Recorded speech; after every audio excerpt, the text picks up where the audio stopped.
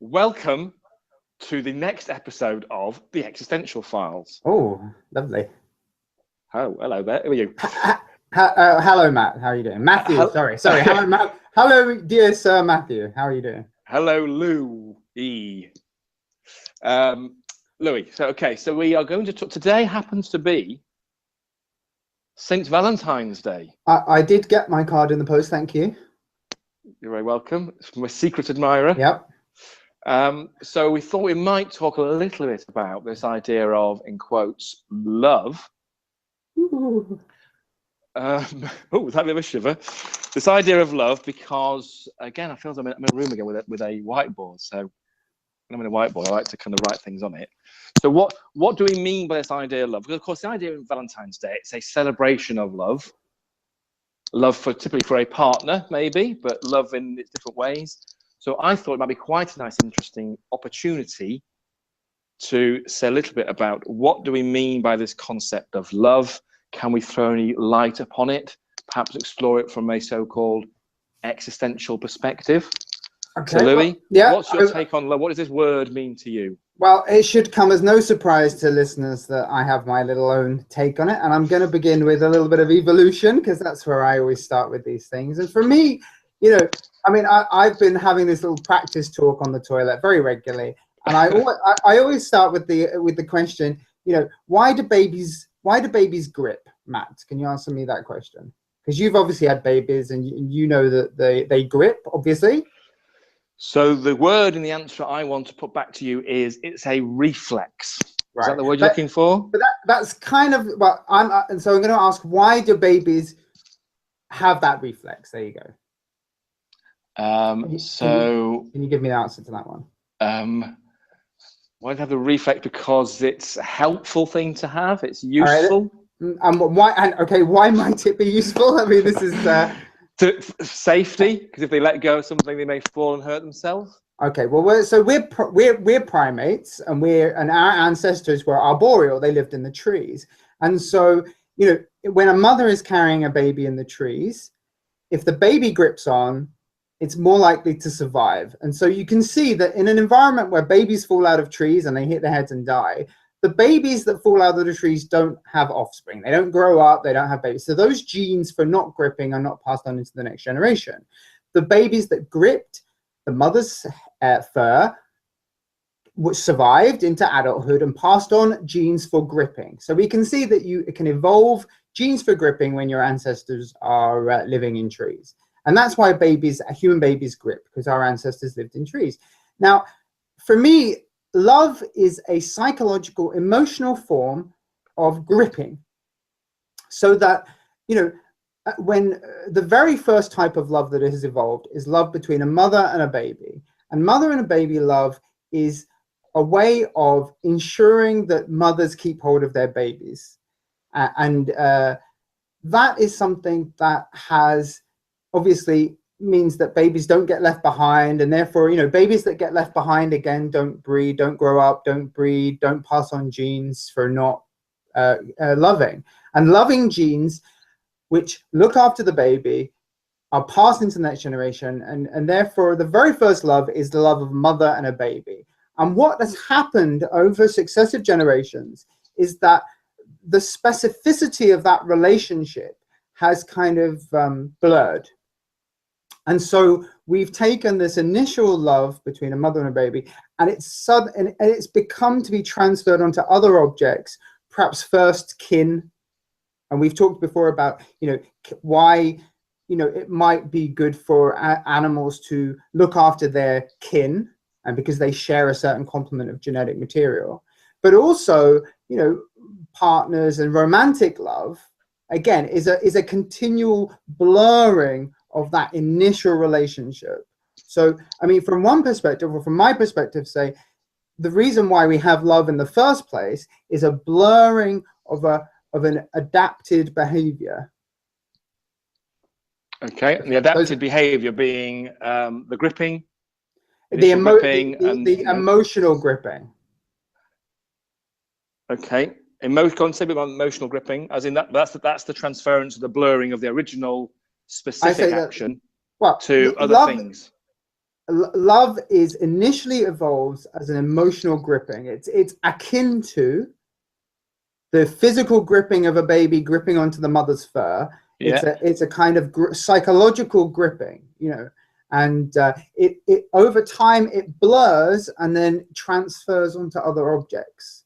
So we have familial love, and then romantic love comes later.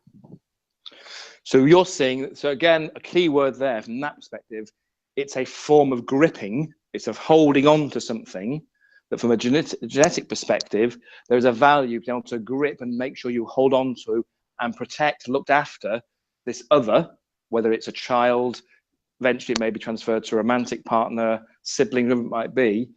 But initially, there's a grippingness to it.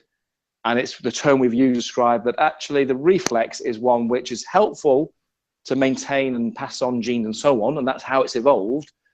And you would see love as essentially just an illustration of that, of gripping. I think when we say words like just, I mean, what I'm trying to say is, take the word out just and just say it's an explanation of that. It's an example of that. If we're telling a story, the beginning of the story, I mean, if I just use I love imagery and metaphors and things. And for example, you know, a lot of the fruit that we eat today did not begin as lush, huge fruits.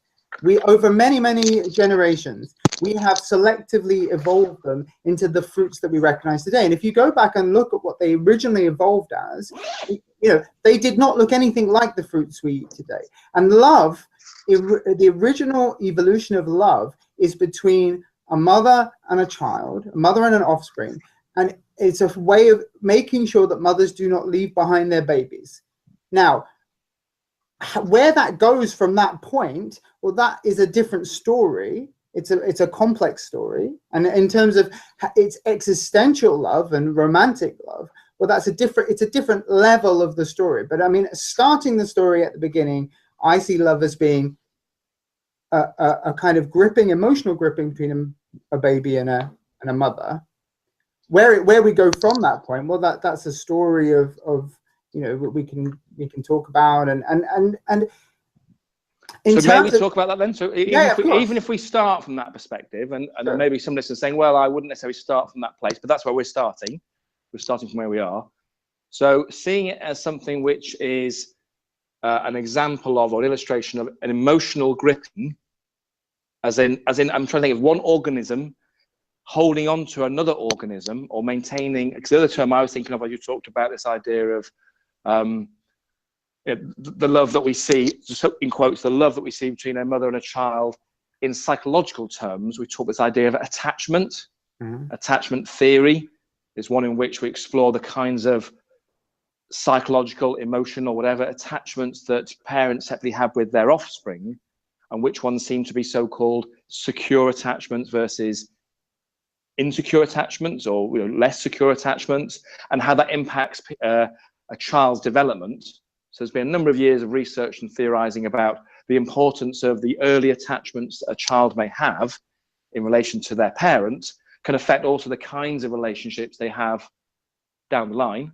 And whether or not you describe that as love or not, it's still an example of, well, attachment is something about emotional gripping. Would we link attachment in with that? Now, I mean, I know you and I have talked before about the valve sponge, and we've talked, and I talked about how the very first neuron, evolved in a valve sponge to just open and close. And for me, I mean, what you're talking about attachment sounds like a higher order, maybe psychological explanation of what's going on in maybe a higher order animal. I mean, I'm just looking at, why does love evolve in biology? From whence does love evolve? And from my perspective, I think the very first, looking at love, and I don't think dinosaurs had love. I have a reptile. I have a pet tortoise. He doesn't have anything like love. There's nothing in his brain which I can see any kind of attachment. He wants to eat. He wants to shit. He wants to fuck, and that's it. And there's nothing there. He doesn't love me. He doesn't really know I'm anything. And so the reptilian brain, for example, doesn't have love. But the beginning of love starts in an ancestor, whereby it's a way of Well, it's very simple. Mothers that attend to their babies through some kind of love feedback, you know, and it's some kind of, and love creates inside you some kind of endogenous opiate, you know, that endogenous opiate motivates you to attend to that offspring. And that little feedback loop is the very beginning, you know, it's the big bang of love. And from there, love, you know, is a phenomena which then grows from that beginning.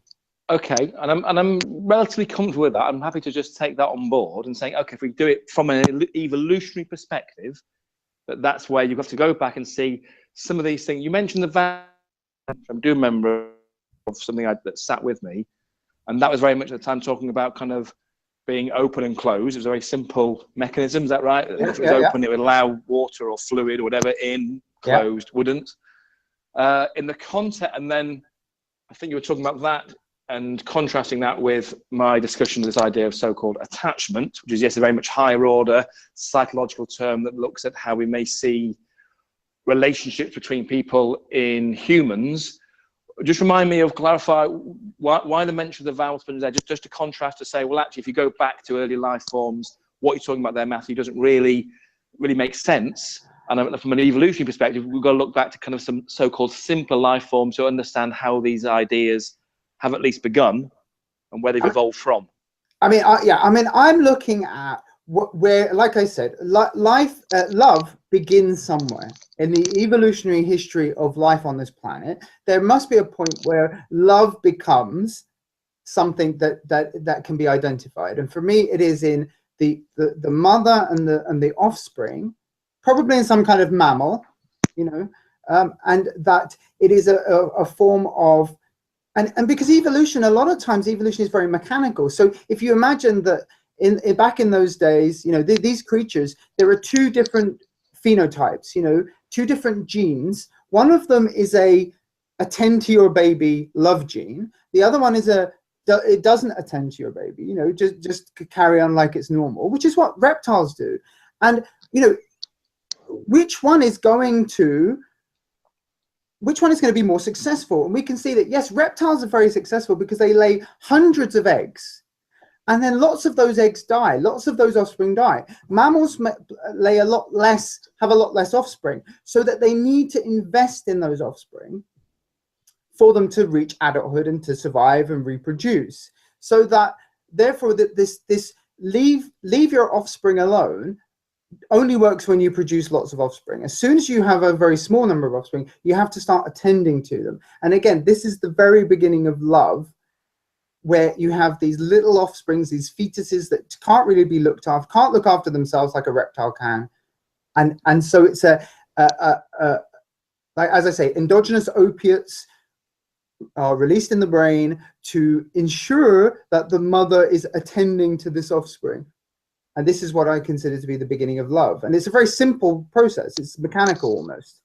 So, okay. And in terms of, let's understand what we mean by love, even in this mechanical way, there's something about attending to another, I'm going to use the word, being, organism, in this context, maybe, you know, the offspring, giving attention, care, showing an awareness of something which may actually help that one to also remain alive.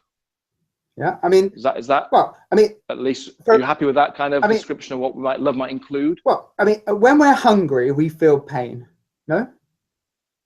And when we eat something, we feel pleasure. I mean, when we have a big poo, we feel pleasure. And these are systems that use endogenous opiates in our brain. So pleasure, we have pleasure molecules in our brain which reward us for doing certain things. And love is a reward for attending to offspring, which over time has been put on other creatures, other unrelated creatures. I saw there's one little phrase there I want to pick up on then. So you described love as a reward for giving that, say, care, attention, whatever. But so I was thinking, well, is love not the actual giving of the care and attention, or a word used to describe the act of, I'm giving some care things over here. Okay, there's a mechanical, biological reason why I'm doing that, genetic reasons and evolutionary reasons. But the act of doing that, is that not the love? as opposed to what you just said there, love is the reward? Well, Are you saying the kind of the pleasurable feeling associated with doing that is also something we might label as love? Well, if we look at people who don't feel pain, for example, they can lose fingers and toes because they put their fingers and toes in places that cause them to lose their fingers and toes. You know, they put it on the hob and they lose it to fire, or they chop it off with a knife. Without the molecule giving you reward for the act, you wouldn't engage in the act in the first place. You know, you wouldn't do it.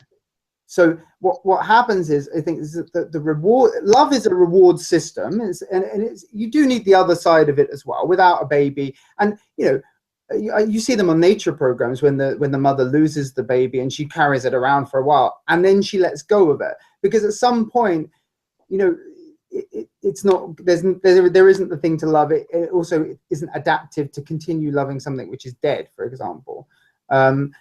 This is thoughts for Valentine's Day, you know. So if your love is dead, give up, you know.